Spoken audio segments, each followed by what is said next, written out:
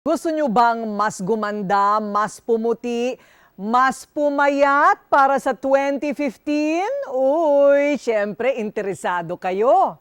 Abay dapat lang dahil mayroon kaming mga bagong nadiskubre na sinasabing effective daw. Kaya huwag magpahuli sa mga pampabeauty lately.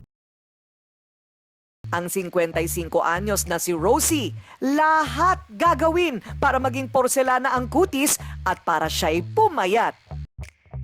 Pero nung isang taon, akala ni Rosie hindi na siya makakasayaw. Tumaas ang presyon ni Rosie at naospital. Nabigla ang katawan ni Rosie sa pagbabawas ng timbang. Ang kanyang timbang noon ay umabot sa halos 170 kilos. Hanggang sa bumagsak ito sa 150 kilo. Yung heart status, kung okay sila. Kailangan muna na-check yan ng mga doctor bago to submit themselves to exercise.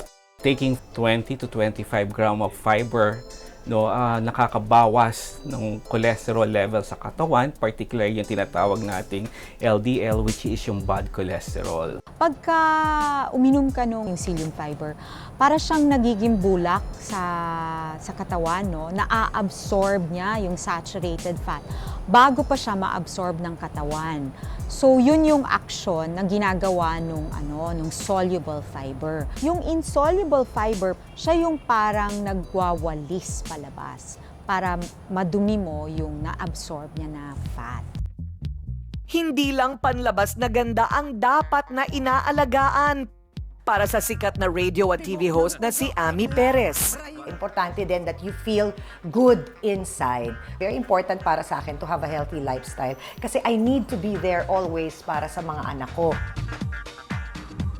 Kailan lang muling bumalik si Ami sa pagsusumba. Pero ang isa pa daw sa sikreto ni Ami kung bakit napapanatili niya ang pisikal na ganda ay ang pagiging healthy sa kabila ng busy niyang schedule sa araw-araw.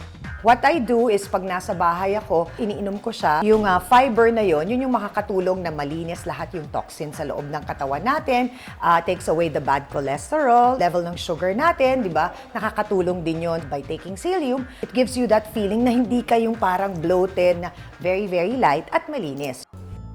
Hindi naman daw mahirap ma-achieve o makamit ang pinapangarap na pisikal na ganda.